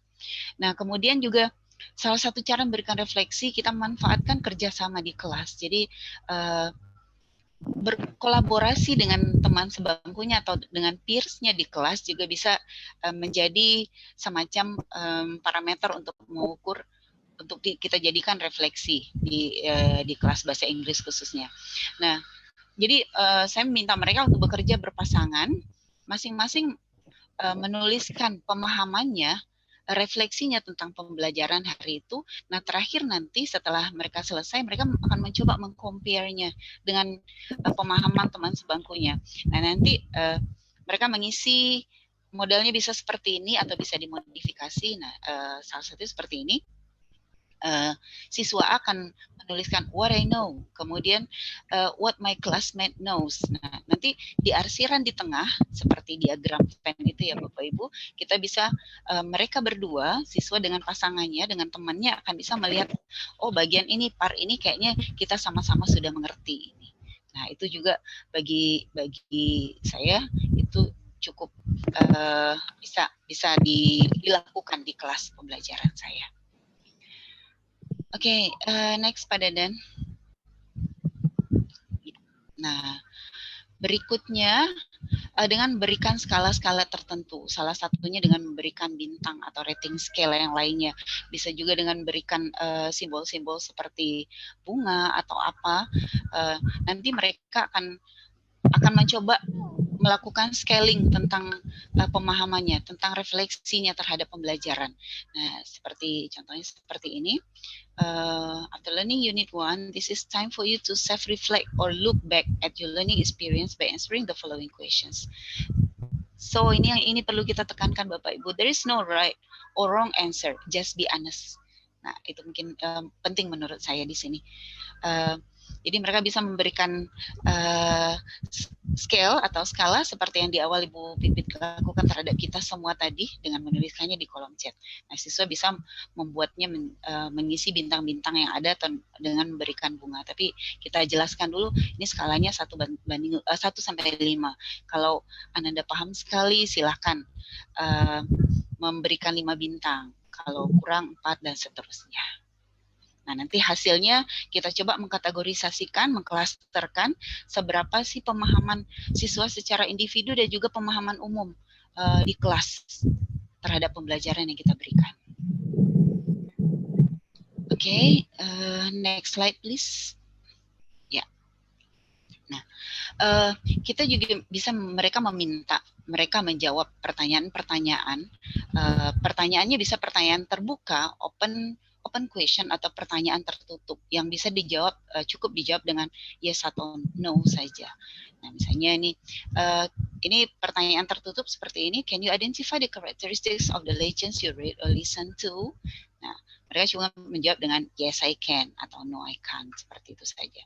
Nah, kalau kita mau lebih mengeksplorasi lagi, kita bisa memberikan pertanyaan-pertanyaan terbuka seperti menggunakan what atau how. Ya, contohnya what values have you learned from this unit? Nah, ini mungkin cocok untuk naratif ini. Kemudian what is your favorite learning activity in this unit? Nah, satu hal atau satu pengalaman yang pernah saya dapatkan di kelas saya, ternyata dari hasil refleksi yang saya lakukan, saya yang beranggapan beberapa siswa itu yang terkesan introvert atau pemalu di kelas, nyatanya mereka lebih menginginkan pembelajaran yang katanya yang lebih banyak individual presentation-nya. Nah, itu the fact is so surprising for me Bapak Ibu. Nah, ketika saya memperhatikan kelasnya dari awal, ini kelasnya sepertinya agak silent. Nah, tapi ternyata setelah saya lakukan refleksi, bentuk latihan seperti inilah yang diinginkan oleh siswa saya. Nah, itu menjadi pemikiran tersendiri dan malahan mengubah mindset saya terhadap siswa di kelas itu. Nah, hal ini saya dapatkan dari refleksi yang dilakukan. Berikutnya, Pak. Iya. Nah, teknik KWL ini juga rasanya mungkin cukup familiar bagi kita semuanya, walaupun teknik ini sudah cukup lama, tapi saya rasa masih tetap workable ketika kita gunakan sebagai alat atau media untuk merefleksi peserta didik. Jadi kita bisa saja membaginya berdasarkan tabel seperti ini, KWL table. K-nya what I have known before reading, misalnya topiknya di sini topik tentang West Bank umpamanya. Nah, what I have known before. Jadi mereka sudah punya pengetahuan awal tentang topik yang akan mereka pelajari. Jadi ternyata mereka tidak hanya istilahnya blank ketika masuk ke kelas, tapi mereka punya pengetahuan awal. Nah, itu mereka tuliskan nanti dalam tabel ini. Kemudian what I have found after reading West Bank. Apa yang pengetahuan baru yang saya dapatkan setelah mempelajari part ini atau pembelajaran ini. Nah, mereka menuliskan hal-hal temuan-temuan barunya. Kemudian, nah di sini mungkin ya kita larikan ke metakognitifnya. What moral lesson did I get from reading West Bank? Apa sih kira-kira pembelajaran moralnya? Kan tidak tertulis nyata di situ, tapi mereka bisa menyimpulkan, bisa merefleksikannya. Nah, Malahan sekarang sudah ditambah dengan H kalau tidak salah, jadi ada K, W, L, dan H table. How, bagaimana mereka mendapatkannya, bagaimana mereka mengimplementasikannya. Bagaimana hal itu bisa bermanfaat bagi kita sebagai guru untuk merancang pembelajaran berikutnya. Jadi ada manfaatnya juga kepada formative assessment yang kita lakukan di kelas. Terus silakan next slide Pak Dadan. Nah, mungkin hal ini yang menurut saya paling sederhana mungkin yang bisa kita lakukan, dan rasanya ini cukup penting kita lakukan di dalam melakukan refleksi dalam di part reflection ini, yaitu dengan mengulas kembali atau mereview kembali materi yang telah kita sampaikan sebelumnya. Ya, cara paling sederhananya yaitu dengan menulis dan membaca. Nah, kembali lagi ke dua jenis literasi dasar, dengan menulis dan membaca, kita bisa melakukan review kembali terhadap pembelajaran. Jadi materi apa atau catatan apa yang berhubungan dengan materi yang kita berikan pada mereka. Reviewing ini waktu kita ya, lagi ya. Baik, Budila, terima kasih. Nah, reviewing ini juga bisa kita lakukan sebelum kita membuat pemetaan atau mapping dari kemampuan atau pemahaman siswa kita. Oke, Pak Dadan, next slide. Ya, ada satu hal yang perlu saya catat di sini sebelum saya akhiri presentasi saya, Bapak Ibu. Ada quote dari John Dewey tadi di awal sudah muncul. We do not learn from experience, we learn from reflecting on experience. Nah, jadi sepertinya dengan merefleksikan pengalaman pembelajaran yang kita lalui bersama siswa, hal ini akan membuat pembelajaran lebih bermakna, lebih bermanfaat di siswa sendiri dan bagi kita atau kita pribadi sebagai gurunya. Nah, jadi bukan hanya mempelajari pengalaman tapi juga merefleksikannya. Itu menurut saya Bapak Ibu. Dan satu hal sebelum saya tutup pemaparan singkat saya ini, saya ingin menyampaikan pada Bapak Ibu juga sebuah pengalaman saya juga dalam melakukan refleksi seperti ini. Jawaban-jawaban siswa kadang-kadang begitu mencengangkan. Nah, setelah saya sampaikan kepada teman-teman, ada teman yang mencoba melakukannya, tapi sepertinya ada rekan-rekan yang tidak siap dengan hasil refleksi yang disampaikan oleh siswa. Jadi istilahnya kita menguatkan mental dululah. Seperti apa kira-kira, bagaimana kita bisa berbesar hati, bagaimana kita bisa lebih objektif dan terbuka dari feedback atau reflection yang disampaikan oleh siswa, karena itu pada dasarnya adalah untuk kepentingan siswa dan kita juga sebagai gurunya. Jadi kita perlu menguatkan diri ya, sesuai dengan hasil, karena kita tadi meminta siswa kita untuk jujur berefleksi. Nah, kita juga harus lebih terbuka dan lebih siap untuk menerima refleksi dari siswa. Terima kasih Pak Dadan. Saya juga mengambil referensi dari buku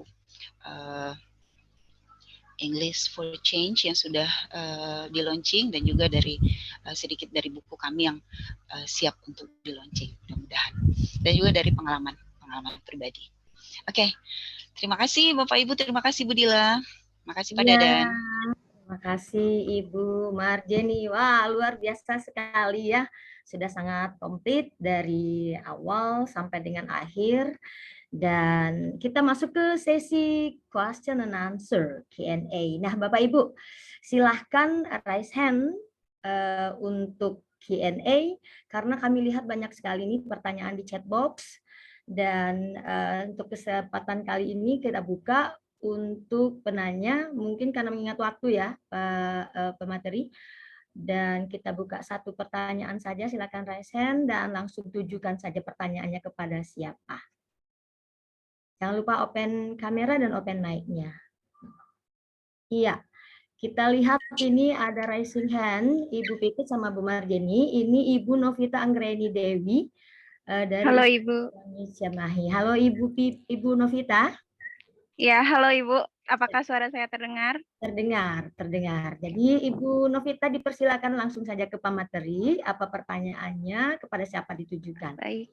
Waktunya Baik. suara.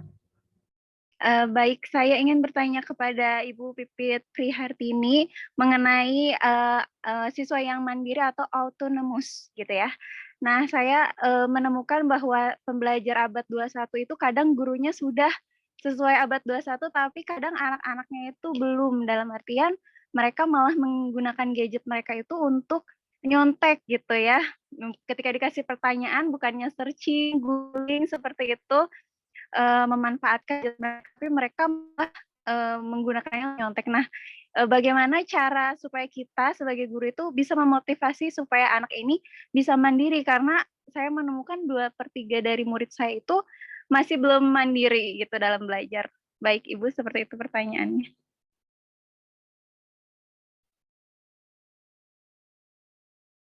Silakan Ibu Pipit dijawab langsung. Oke, baik. Terima kasih Ibu Yanti. Terima kasih juga Ibu Novita atas pertanyaannya. Sebetulnya paling menakutkan adalah bagian Q&A nih. Saya ingin kabur sebetulnya.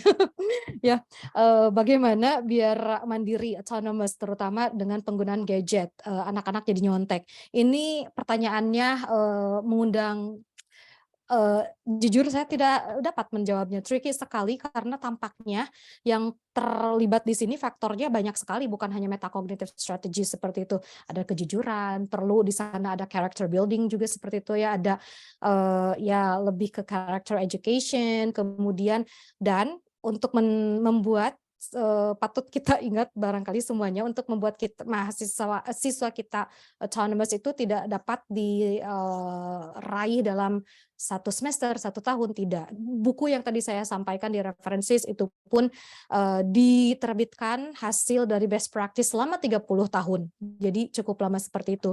Kalau dalam penggunaan gadget barangkali sebetulnya menconteknya to what extent gitu, itu disebut mencontek. Imitating, modifying, adapting itu boleh. Menconteknya apakah jawaban talk-nya seperti itu, apakah misalnya dalam activity apa writing misalnya, apakah jadi perlu dicermati lebih dalam lagi seperti itu, dan apa yang kita lakukan di dalam kelas barangkali bagaimana ya, kalau misalnya mencontek talk sekali, apakah ada punishment dari kita? Apakah ada penalti, misalnya pengurangan nilai bagi yang terindikasi mencontek seperti itu. Menconteknya juga apa yang dicontek? Barangkali itu yang perlu kita amati lagi ya, Ibu, dari apa ya, kebiasaan mencontek siswa tersebut. Saya tidak dapat coming up with the certain or specific solution to that problem. Ibu mohon maaf seperti itu. Ibu mengajar di kampus ya, mahasiswa ya, Bu? Saya masih mahasiswa di kampus IKIP, cuman saya Oke. mengajar di SMP. Itu kebanyakan Oh, SMP oke. itu menconteknya tuh bener-bener jiplek gitu ya. Kalau di SMK mungkin Oh, enggak oke. gitu ya. Mereka masih punya Baik. kreativitas, diadaptasi, dimotivasi seperti itu. Nah, mungkin itu yang perlu diapresiasi lebih mungkin di dalam kelas, yang contoh modifikasinya seperti apa, mungkin perlu contoh. Nah, kalau seperti ini oke. Kalau misalnya adapting, modifying itu oke. Kalau misalnya sampai plok gitu tanpa referensi, nah itu kalaupun ada referensi mungkin masih bisa diokekan, tetapi penalti mungkin ada tuh, pengurangan nilai dan lain sebagainya. Tapi kalau misalnya plok tanpa ada referensi dan kita tahu itu ada indikasi mencontek, sudah tidak perlu diapresiasi di dalam kelas, tapi mungkin perlu dibimbing, didampingi agar mungkin lebih jujur dan lebih mau berusaha seperti itu. Barangkali dari Ibu Marjeni dan dari Bapak Ibu semua mungkin punya solusi atau problem yang sama dan punya solusi yang lebih baik mungkin, begitu. Terima kasih Ibu Ibu. Novita. Ya, izin Bu Dila untuk menambahkan sedikit.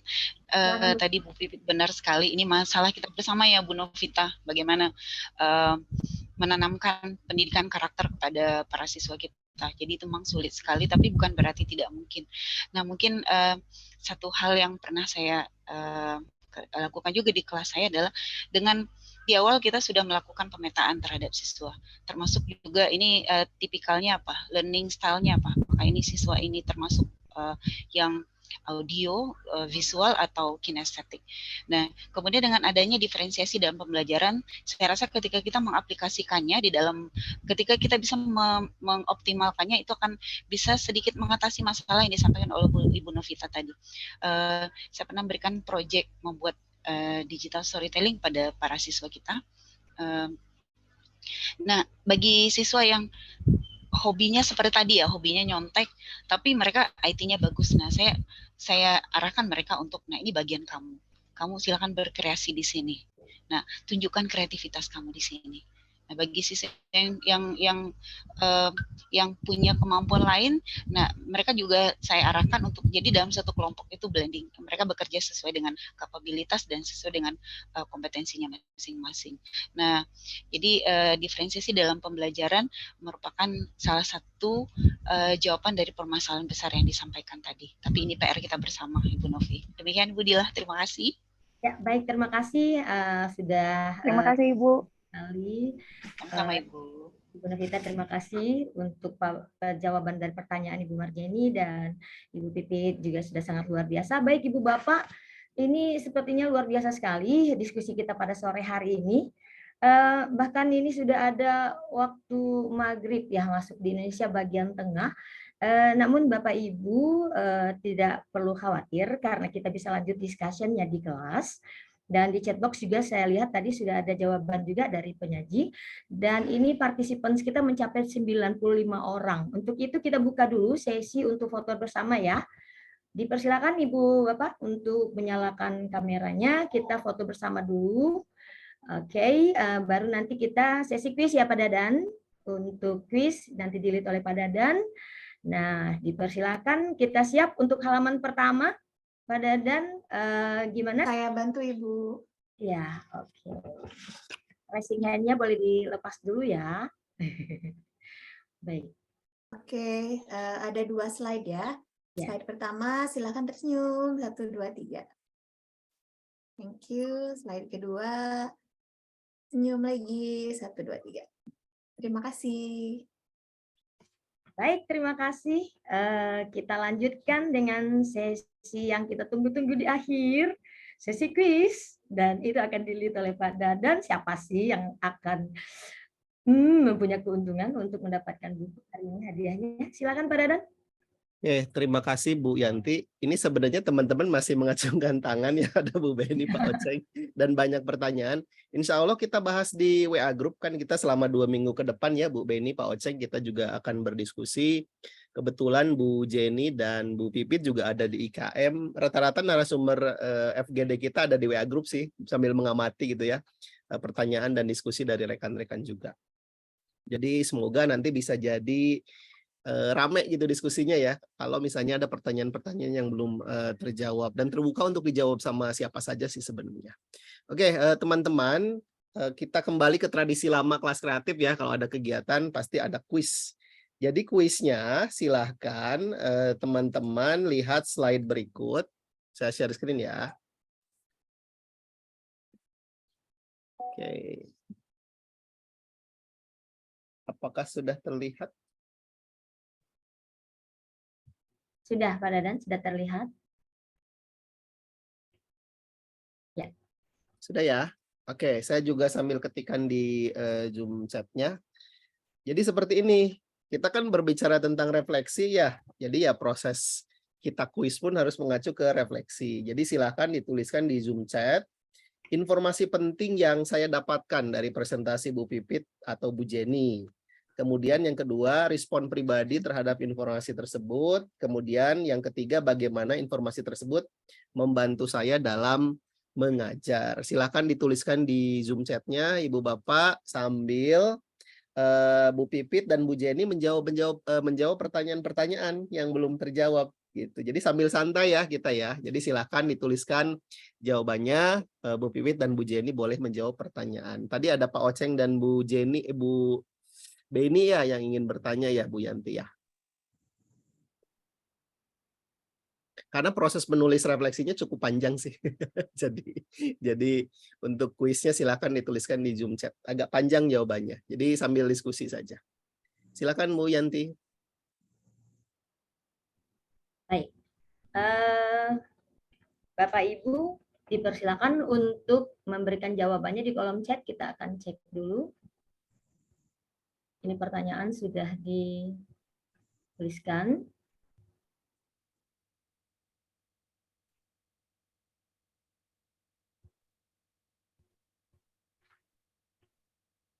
Ya, untuk sementara Bu Pipit dan Bu Jenny bisa menjawab pertanyaan, Bu Yanti.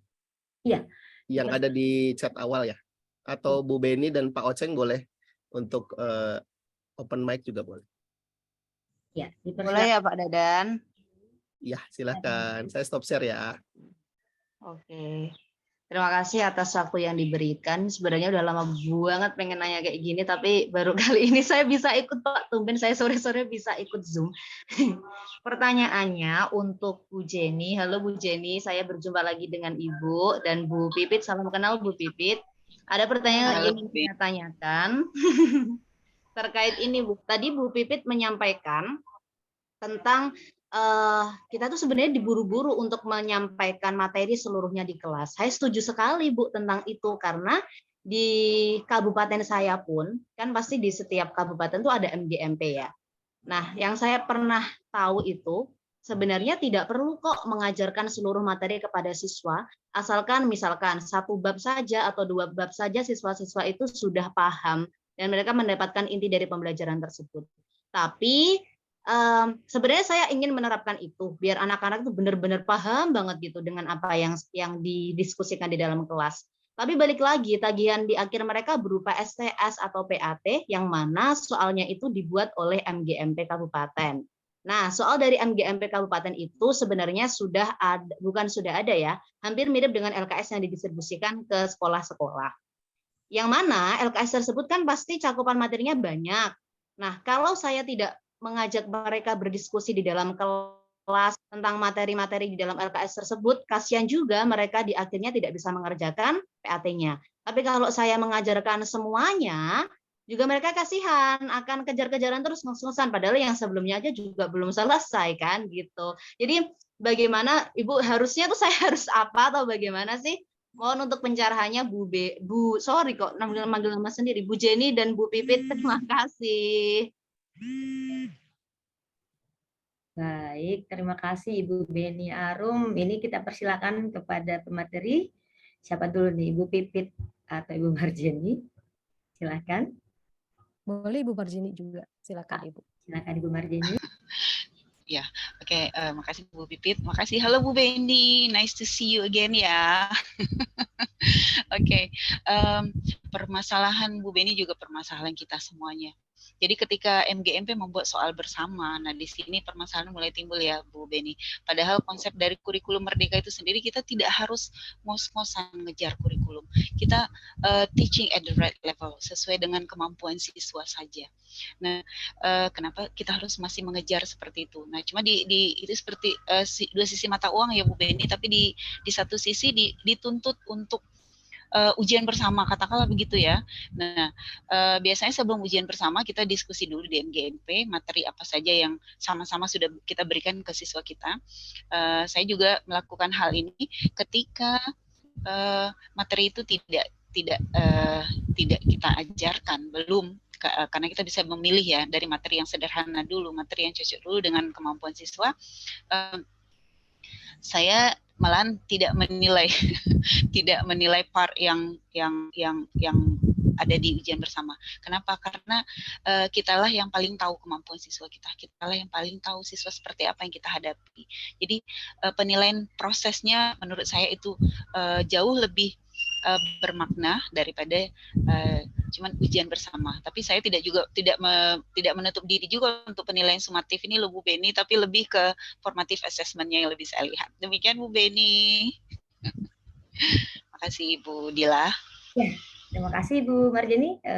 Ibu Beni, itu tadi paparan dari Ibu Marjeni bagaimana, sudah komplit ya? Baik, sudah Bu, berarti ya mirip lah yang saya lakukan dengan Bu Jenny. Terima kasih Bu, terima kasih Bu Jenny, terima kasih semuanya. Sama-sama Bu Beni. Baik, kita bagaimana Pak Dadan? lanjut Q&A atau kita akan Boleh, kalau ada satu lagi boleh. Sambil menunggu teman-teman mengisi jawaban nih, soalnya masih lanjut ya, lumayan banyak. Oh gitu ya. Iya. Baik, sambil menunggu ini kita masih ada session untuk Q&A. Satu orang lagi boleh raising hand dulu.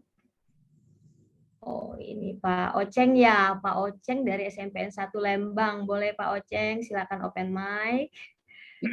Ya. Assalamualaikum warahmatullahi wabarakatuh. Waalaikumsalam warahmatullahi wabarakatuh. Pak Dan, bisa kedengaran? Jelas Pak Oceng. Ya, terima kasih. Ada 3 hal mungkin yang ingin saya sampaikan. Satu, tentang pertanyaan dari Ibu Novita tadi. Kebetulan saya juga mengajar di SMP. Kemarin baru-baru ini kami mendapatkan pencerahan dari Pak Dr. Sandi dari UPI terkait implementasi kurikulum Merdeka. Di antaranya tentang assessment. Di situ ada pertanyaan dari teman saya, tentu saja sangat ribet gitu ya. Tetapi menurut Pak Dr. Sandi, ya kita perlu kreatif dalam penilaian. Ini yang prinsip yang saya pakai, sehingga dalam penilaian bahasa Inggris, saya berusaha untuk tidak ribet gitu, sehingga anak-anak tidak nyontek. Nah, saya lebih fokus ke keterampilan. Kalau keterampilan seperti speaking, tentu anak-anak tidak akan mencontek. Tapi kalau reading comprehension, tentu mereka masih harus mencontek karena ingin nilai yang besar. Saya lebih fokus ke reading aloud ability sebagai tahapan pertama, untuk berikutnya ke memorizing. Yang saya nilai hanya 2, fluency dan accuracy. Itu saja, sehingga anak-anak tidak bisa mencontek tentu saja. Seperti keterampilan berenang atau naik sepeda, tentu mereka tidak akan bisa mencontek. Kalau tidak bisa, ya tidak bisa. Itu saatnya kita membantu mereka. Itu yang pertama tentang penilaian. Adapun untuk penilaian assessment di akhir yang reading comprehension, itu saya siasati sedemikian rupa sehingga tidak membuat anak-anak stres. Juga penilaiannya sekarang betul-betul kurikulum Merdeka kan diserahkan kepada kita tentang nilai, kepada guru sebagai insan profesional. Sehingga nilai siswa itu betul-betul bagaimana gurunya saja menilai. Tidak lagi harus diumumkan ke semua bahwa nilainya standar seperti ini begitu. Kemudian pertanyaan saya yang berikutnya, yang kedua, tadi sudah ditulis di chat box nih. Ada anak saya, siswa saya kelas 8, tapi kemampuannya seperti fase apa dia? Sudah melewati fase D tentu saja. Seperti mahasiswa jurusan bahasa Inggris. She speaks fluently because in her family she speaks English every day. Her mom is also a lecturer at UPI in Japanese department, and the whole family speaks English in her family. Ini dalam pembelajaran di kelas menjadi sedikit agak harus kreatif kita menerapkan differentiated instruction. Nah, untuk anak yang sudah setingkat, sefase apa itu lebih dari D, jadi agak kebingungan saya, mohon bantuannya nanti dari teman-teman. Kemudian untuk reflection pembelajaran hari ini, menurut saya ini reflection sangat penting sekali karena untuk mengukur kemampuan belajar siswa. Tetapi kebanyakannya kalau untuk reflection dalam bahasa Inggris, seperti anak saya di SD itu justru menjadi beban tugas lagi untuk anak untuk mengisi bahasa Inggris juga mengerti gitu. Mungkin usul saya untuk refleksinya dalam bahasa Indonesia saja. Sehingga sejauh mana sih kamu belajar? Udah bisa apa hari ini? Apa tadi pelajarannya ya? Nanti coba udah bisa kalau memakai kata can misalnya. Bisakah? Pakai bahasa Indonesia mungkin. Menurut saya begitu saja. Terima kasih banyak. Mohon maaf waktunya terlalu panjang. Assalamualaikum warahmatullahi wabarakatuh. Waalaikumsalam warahmatullahi wabarakatuh. Terima kasih Pak Oceng. Kita dapat banyak tanggapan dari Pak Oceng. Dipersilakan kepada pemateri kita, Ibu Pipit atau Bu Marjeni nih yang duluan. Ya, silakan Bu Pipit. Baik. Terima kasih Ibu Marjani, Ibu Yanti, Bapak Oceng. Saya senang sekali mendengar feedback dari Bapak Oceng. Ya betul, tadi kenapa tidak terpikir oleh saya ya tadi untuk apa ya, untuk menangani mencontek seperti itu. Ya, saya setuju dengan fokus kepada performance assessment seperti itu. Jadi mungkin di formative assessment-nya lebih ke hal-hal yang bersifat kita mengecek assessment siswa seperti itu, dan project juga barangkali bisa ditambahkan di situ ya. Kemudian yang tadi bukan permasalahannya ya, ada siswa yang lebih pintar di dalam kelas. Bagaimana kalau sekolahnya membuat program misalnya khusus untuk kelas bilingual? Mungkin itu memang terlalu sulit, tapi itu idealnya seperti itu. Jadi ada program bilingual classroom bagi siswa, itu mungkin lebih meng-cater kebutuhan mereka. Kalaupun tidak, hanya satu orang misalnya yang lebih bagus ataupun yang lebih advance dibanding yang lainnya, sebetulnya bisa diberitahu secara langsung bahwa gitu di kelas ini teman-temannya begini, kamu seperti ini. Kalau saya dan dosen lain di kampus saya, jadi merasa harus bilang kepada siswanya, kamu harus sabar ya di kelas ini seperti itu. Karena misalnya ya saya mengajar begini-begini untuk yang mayoritas. Nah, yang satu ini misalnya yang lebih advance dibanding yang lain, bisa diberi tambahan activities, enrichment-nya harus diperbanyak untuk dia, dan bisa juga dijadikan barangkali contoh bagi siswa sekelasnya, asisten ataupun peer support seperti itu bagi siswa yang lain, bisa dimanfaatkan dalam tanda kutip in a good way, in a good sense, seperti itu, membantu kita di dalam kelas. Kalau saya pribadi, kalau ada siswa seperti itu di dalam kelas, pasti saya juga akan merasa minder ya Bapak Ibu, seperti itu ya. Tapi kita harus ya membuka mata dia bahwa oke, di kelas ini seperti ini, kamu seperti ini, dan kami aware dengan kemampuanmu, kami mengapresiasi. Jadi ya sama-sama bantu kelasnya. Bisa mungkin seperti itu random answer dari saya. Barangkali dari Ibu Marjeni, mangga silakan Ibu. Baik, makasih Bu Pipit. Izin menambahkan sedikit ya Bu Dila atas hal yang disampaikan oleh Pak Oceng tadi. Terima kasih refleksinya, ini juga refleksi nih Pak Oceng bagi kita semuanya. Saya khusus untuk poin terakhir dari Pak Oceng tadi ya, bagaimana kalau refleksinya kita sampaikan dalam bahasa Indonesia. Memang untuk fase D mungkin kita boleh lah ya step by step, tapi tetap tujuan akhir kita membiasakan mereka untuk menggunakan bahasa Inggris in written and also orally. Jadi tidak apa-apa mungkin dicicil ya Pak Oceng, tapi percayalah Bapak, di setiap kelas yang kita temui pasti ada helpernya. Ada saja yang nanti akan membantu ya, membantu pemahaman sampai siswa yang betul-betul tidak paham. Nah, ini mungkin yang perlu kita berikan personal assistant ya. Tapi sekali lagi mungkin karena target language-nya kita bahasa Inggris, mungkin ya step by step lah. Mudah-mudahan nanti bisa di awalnya masih mix. Nah, sekarang sudah mulai bisa full English, termasuk dalam memahami refleksi yang kita berikan. Oke, demikian Bu Dila, terima kasih. Baik, terima kasih Ibu Marjeni. Sepertinya session kita sudah end ya.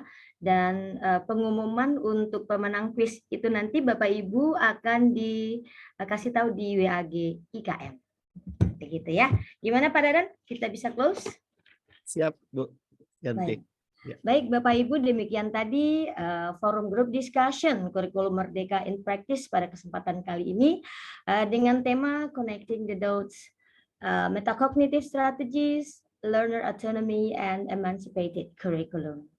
Kami ucapkan terima kasih, dan nanti ada sesi diskusi dua minggu ke depan lagi ya Pak Dadan. FGD ke sesi ke-18. Hari ini 17, berarti yang 2 minggu lagi sesi ke-18. Nah, saya selaku host pada sesi hari ini, mohon maaf kalau ada salah-salah kata atau ada kata yang kurang berkenan, dan mungkin ada sesi pertanyaan yang belum terjawab atau terlewat. Nah, kami mohon maaf yang sebesar-besarnya. Saya selaku host mohon undur diri. Terima kasih. Billahi taufik wal hidayah. Assalamualaikum warahmatullahi wabarakatuh. Waalaikumsalam warahmatullahi wabarakatuh. Terima kasih Bapak Ibu. Terima kasih Bu.